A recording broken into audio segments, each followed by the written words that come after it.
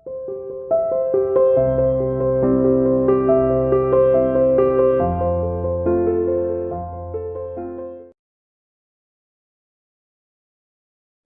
Again, हमने इससे पहले बेटा बात की थी कि कैसे पंडित जवाहरलाल नेहरू जो देश के तत्कालीन प्रधानमंत्री थे, उनकी मृत्यु हो जाती है चेयर पर। चेयर का मतलब उनके कार्यकाल में एज ए प्राइम मिनिस्टरशिप के दौरान, और उसके बाद में लाल बहादुर शास्त्री देश के प्राइम मिनिस्टर बनते हैं, लेकिन वो बहुत छोटी अवधि के लिए देश के प्राइम मिनिस्टर रहते हैं।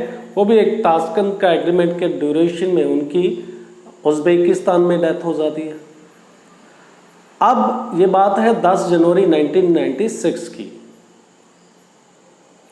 ये एक फिर दो प्रधानमंत्री किसी देश के लगातार बहुत ही छोटे पीरियड में चले जाना, बहुत एक कह सकते हो कि आप देश के लिए एक लीडरशिप का, नेतृत्व का संकट जैसी परिस्थितियां बनी। कांग्रेस का प्रभुत्व का काल था।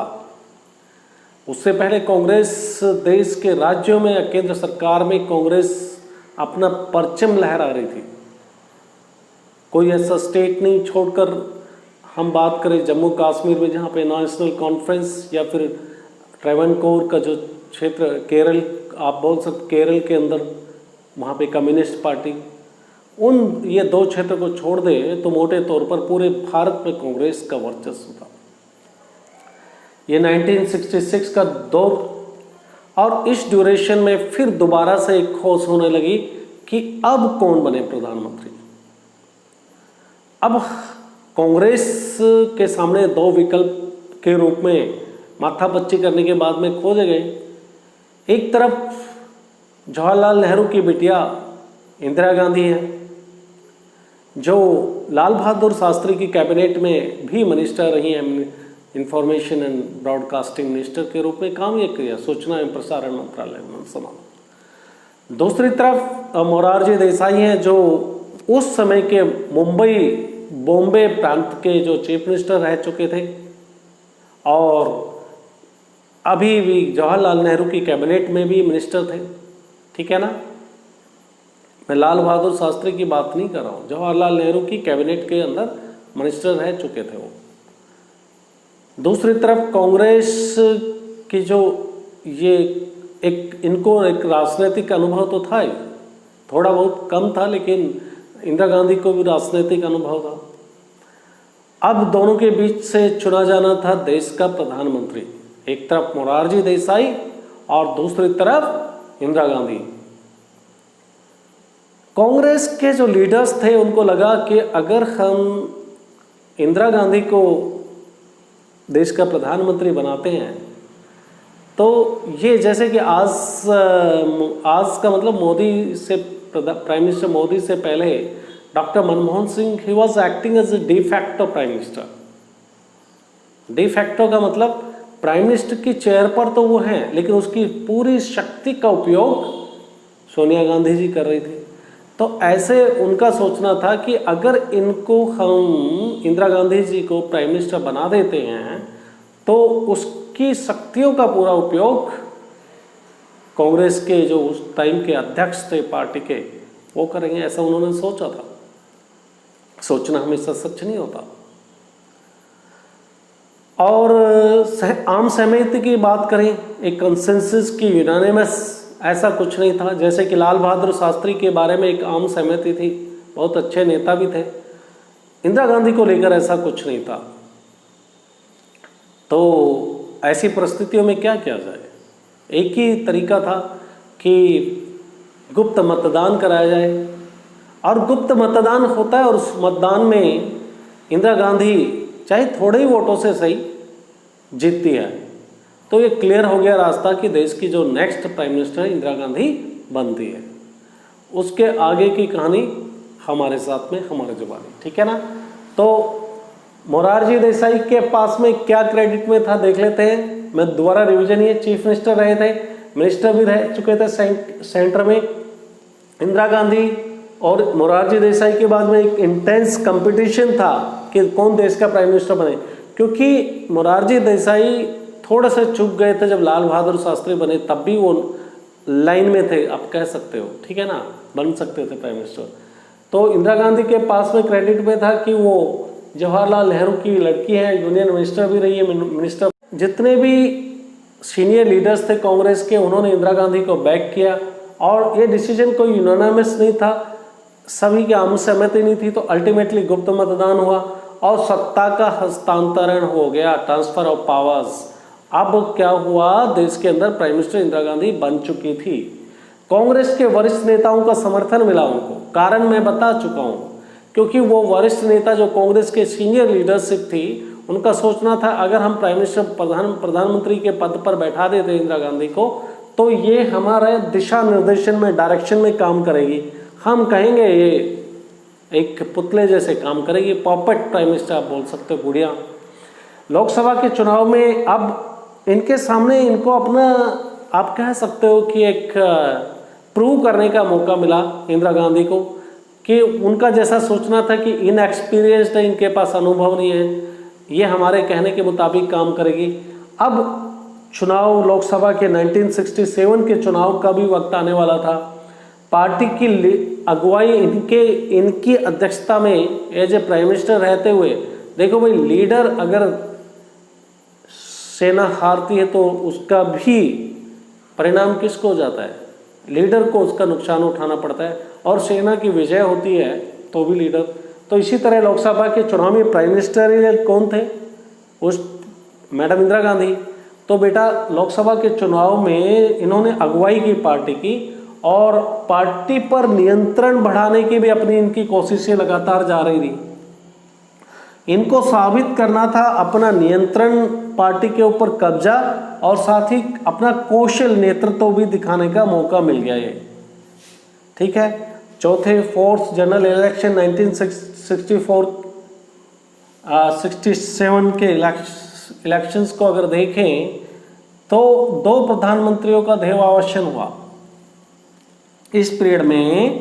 चौथे आम चुनाव के ड्यूरेशन में जो फोर्थ जनरल इलेक्शंस हैं 1966 में जो होने थे, उससे पहले देश 2 प्रधानमंत्री खो चुके थे। हम बात करें कौन कौन सी समस्याएं इंदिरा गांधी के सामने आने वाली थी, ठीक है ना। नए प्रधानमंत्री राजनीति के लिहाज से अनुभव उनके पास है नहीं, मैडम इंदिरा गांधी के पास में। आर्थिक संकट, मानसून की फेलियर, और ये कह सकते हो आपके रुपीज की डीवैल्यूएशन। जो रुपए आपके 5 रुपए, $1 के बराबर, $1 वाज इक्वल टू 5 रुपीज, लेकिन अमेरिका के दबाव में आके मैडम इंदिरा गांधी ने एक जो डॉलर अपने रुपए की कीमत का डीवैल्यूएट करा दी, ठीक है। अब $1 7 रुपए के बराबर करा दिया, ठीक है। और साथ ही साथ समस्याएं, सूखा की समस्या, गंभीर खाद्य संकट, इंडस्ट्रियलाइजेशन कम, निर्यात कम दूसरे देशों, तो आपके पास फॉरेन करेंसी भी नहीं है। साथ ही आपने 2 युद्ध भी देख चुके हो, 1962 की बात करो या 1965 की। तो इस तरह से देश में जो मद आप प्लान्ड डेवलपमेंट के ऊपर खर्च करना चाहिए था, जो पैसा आपको, अब आपको सेना के साजो सामान पे खर्च करना पड़ा है। आप देश में युद्ध लड़ चुके हो, आपको कमियां पता लग गई, आपको डिफेंस के प्रोक्योरमेंट पे ध्यान देना है, लेटेस्ट टेक्नोलॉजी, प्रौद्योगिकी, डिफेंस इन टर्म्स ऑफ मजबूत सेना, मतलब किसी भी देश की एक शान होती है, तो सेना को मजबूत करने की तरफ ध्यान दिया गया। तो आर्थिक स्थिति कमजोर होगी, देश के जो प्लान है, जो देश के विकास का काम है, उस पर ध्यान नहीं दिया गया। तो बहुत सारी समस्याएं थी, प्राइस राइज की समझो, ग्रोइंग अनएम्प्लॉयमेंट की बात करो। अब ये सारी समस्याएं अपने आप में कांग्रेस के सामने थी, और देश की नेता, जब प्रधानमंत्री कह सकते हो आप, इंदिरा गांधी है। ये पीरियड ऐसा था कि पूरे देश के अंदर प्रोटेस्ट, दंगे, सांप्रदायिक दंगे, धार्मिक विवाद, हर तरह की परेशानियां देश में, अनएम्प्लॉयमेंट, बेरोजगारी की समस्या, हर प्रांत के अंदर अलग अलग तरह की अनइक्वालिटी, बहुत सारी समस्याएं इस पीरियड में थी। और अब अपोजिशन यूनाइटेड हो गया। देखो, जैसे आपको मैं अभी रिलेवेंट चीज़ों से कनेक्ट कराता जाता हूँ। जैसे कि प्रधानमंत्री नरेंद्र मोदी को 2014 के इलेक्शन में हराने के लिए सारी अपोजिशन पार्टी एक हो गई थी। सिमिलर कंडीशन उस टाइम थी इंदिरा गांधी को हराने के लिए। सभी अपोजिशन पार्टी उनकी विचारधाराएं अलग थी, सोच अलग थी उनकी। कोई समाजवादी था तो कोई दूसरे विचारधारा के थे, लेकिन सब एक आगे, एक ही मंच के ऊपर, एक ही प्लेटफॉर्म पे। मकसद क्या है? नॉन कांग्रेसिज्म, गैर कांग्रेसवाद, यानी कि देश में कांग्रेस को छोड़कर कोई और सरकार बननी चाहिए। इस बात को लेकर सभी राजनीतिक दल एक साथ आ गए। ये अपने आप में एक आप कह सकते हो कि एक अलग किस्म की पॉलिटिक्स उस टाइम में चल रही थी। हम इतिहास से बहुत कुछ सीखते हैं, ठीक है ना। तो कम्युनिस्ट पार्टी है चाहे सोशलिस्ट पार्टी है, उनको मौका मिल गया। ये पीरियड था जिसमें कांग्रेस जो अग्रेरियन कम्युनिटी थी, जो अनाज पैदा करने वाली है, वो असंतुष्ट थी। उनके आंदोलन को हवा देने लगे कौन? Communist party, Samajwadi party. Ram Manohar Lohia एक नॉन कांग्रेसिज्म के खिलाफ, मतलब गैर कांग्रेसवाद के एक लीडर उभर कर आए। समाजवादी नेता जिनका बिहार में काफ़ी वोट बैंक और मजबूती समर्थन, और उसी पीरियड में इनफैक्ट देखा जाए तो जो लालू प्रसाद यादव, मुलायम सिंह यादव, सब उनके आप कह सकते हो कि एक उसी समाजवादी पार्टी की ये सब शाखाएं आप कह सकते हो। राम मनोहर लोहिया की जो पार्टी थी उसी से निकली हुई पार्टी है। तो इस पीरियड में कांग्रेस के खिलाफ एक माहौल बनाया गया। लेकिन ये सब का क्या कहना था कि कांग्रेस एक लोकतांत्रिक पार्टी है। इवन कांग्रेस के अंदर ही क्यों ना बात करें, फैक्शनलिज्म, एक कांग्रेस अपने आप कई दलों, मतलब धड़ों में बटी हुई थी कांग्रेस। तो उस पीरियड में 1900 इस तरह की कंडीशंस के अंदर 1967 के चुनाव होते हैं, ठीक है। और 1960 के चुनाव का जो परिणाम आया उसको एक राजनीतिक भूकंप के रूप में लिया जाता है। राजनीतिक भूकंप का मतलब क्या? पूरा की परिस्थितियां बन गई। जो कांग्रेस देश में इस तरह से शासन कर दी, मुश्किल से जीतकर लोकसभा की सीटें जीतकर आई। कई सारे उसके जो आप कह सकते हो प्राइम मिनिस्टर के जो कैबिनेट के मिनिस्टर, कांग्रेस के अध्यक्ष उस टाइम के कामराज, बड़े बड़े कांग्रेस के लीडर हैं, वो इस चुनाव में मंत्रिमंडल में जो शामिल थे। मंत्रिमंडल का चुनाव में हार जाना, जो पहले से मंत्री रहे हों, अपने आप में एक जनता का एक कहा जा सकता है कि जनता का एक रोष प्रकट करने का एक तरीका है। मतलब उस कांग्रेस के खिलाफ एक मैंडेट था वो।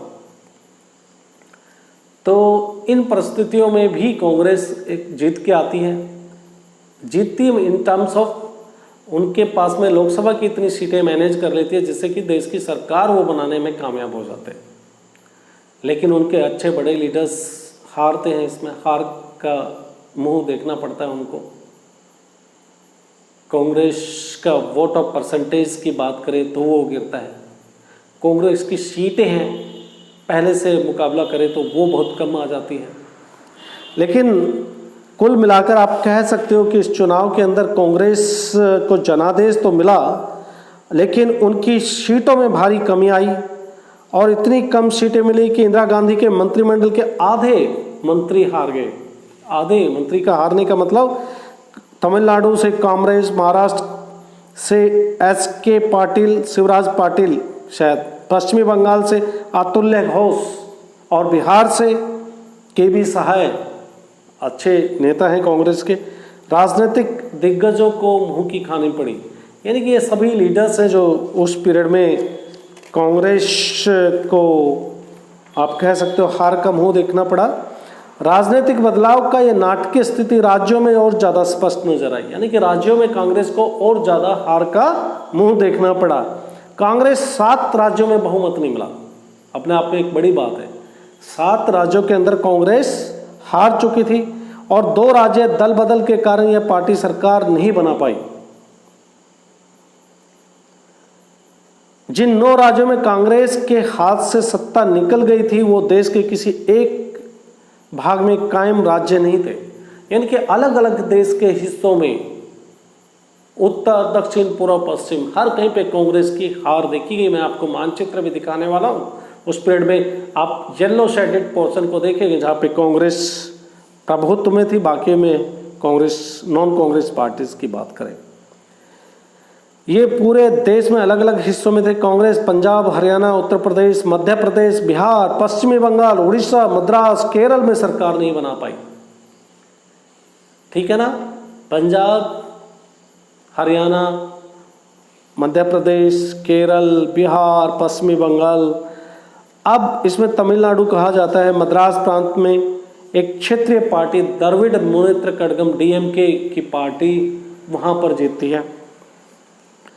तो हिंदी विरोधी आंदोलन का नेतृत्व कर सत्ता में आई ये पार्टी, जो द्रविड़ मुनेत्र कड़गम पार्टी जो तमिलनाडु में मद्रास में तत्कालीन मद्रास में सरकार बनाती है, वो डीएमके पार्टी हिंदी के अगेंस्ट में उन्होंने वोट मांगा कि हिंदी लागू नहीं होने देंगे अगर हमको वोट दोगे। तो ऐसी पार्टी तमिलनाडु में सरकार बनती है। राजभाषा के रूप में केंद्र में हिंदी थी, इसका थोपने का विरोध कर रही थी ये पार्टी। मैं बात कर रहा हूँ द्रविड़ मुनेत्र कड़गम पार्टी की, डीएमके की पार्टी। ठीक है ना, जिसके करुणानिधि अध्यक्ष हुआ करते थे, और एक एआईडीएमके है जिसके जयललिता अध्यक्ष हुआ करती थी। तो इस डीएमके ने उनके इस विरोध को नेतृत्व प्रदान किया। चुनावी इतिहास में पहली घटना थी जब किसी गैर कांग्रेसी दल को किसी राज्य में पूर्ण बहुमत मिला हो। इससे पहले 64 में मिला, कहां पर, केरल के अंदर, लेकिन पूर्ण बहुमत नहीं था। कुछ इंडिपेंडेंट कैंडिडेट के साथ कम्युनिस्ट पार्टी सरकार बनाती है, लेकिन तमिलनाडु में अब इनको पूर्ण बहुमत मिलता है। मैं बात कर रहा हूं डीएमके पार्टी की। तो अन्य 8 राज्यों में गैर कांग्रेसी दलों की गठबंधन सरकार बनी। और भी दल दूसरे राज्य हैं जहां पर कांग्रेस को छोड़कर दूसरी और अलायंस पार्टनर्स की सरकार बनती है। तो इस तरह से आप कह सकते हो कि कांग्रेस को बड़ी तरह से पूरे देश के अंदर आप एक मुंह की खानी पड़ी, पूरा हार देखना पड़ा। और कांग्रेस शासित राज्य में अगर पूरे रास्ते में आप चलो, ट्रेन से बैठोगे, तो अगर आप केंद्र शासित राज्यों से होकर गुजरेंगे, लोग कांग्रेस को सत्तासीन देखने में अभ्यस्त थे और उनके लिए एक विचित्र अनुभव था।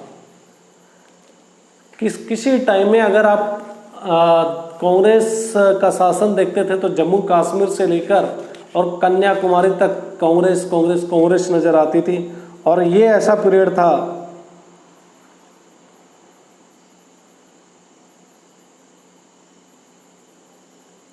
जहां पर बात कर सकते हो आप, अगर कांग्रेस शासित राज्य की बात करो तो दिल्ली से हावड़ा, हावड़ा का मतलब कोलकाता, तो कोलकाता, दिल्ली से कोलकाता जाते थे तो उसके बीच में जितने भी राज्य आते हैं वहाँ पर कोई भी कांग्रेस की पार्टी की सरकार नहीं बनी। मैं बात कर रहा हूँ 1967 के चुनाव में, यानी कि दिल्ली के बाद में उत्तर प्रदेश, बिहार के बाद में उड़ीसा, और चाहे वेस्ट बंगाल की बात करें, छत्तीसगढ़ तो उस टाइम होता ही नहीं था। ठीक है ना, और ना ही छत्तीसगढ़ था, ना फिर आपका झारखंड था। तो पूरे यहाँ पर पूरी गैर कांग्रेस की सरकारें नजर आती थी। तो कांग्रेस को सत्तासीन देखना बड़ा मुश्किल हो गया था, जो लोग हमेशा देखते थे। एक मानचित्र से मैं आपको दिखाना चाहूँगा, जो ये मानचित्र दिखाएगा 1967 के जो विधानसभा के चुनाव में जहाँ पर कांग्रेस को बहुमत मिला। विधानसभा के चुनाव की जब हम बात करते हैं तो बात कर रहे हैं प्रांतों में, जैसे हरियाणा, राजस्थान, पंजाब की बात करें तो जम्मू कश्मीर में आप देख रहे हो, और उसके बाद में फिर मध्य प्रदेश, महाराष्ट्र, ये येलो शेडेड है, आंध्र प्रदेश या मैसूर जो आज का कर्नाटक है, या फिर आसाम में आपके पूरा क्षेत्र, मणिपुर हो गया, त्रिपुरा हो गया, यहाँ पर कांग्रेस थी जो येलो शेडेड पोर्शन है।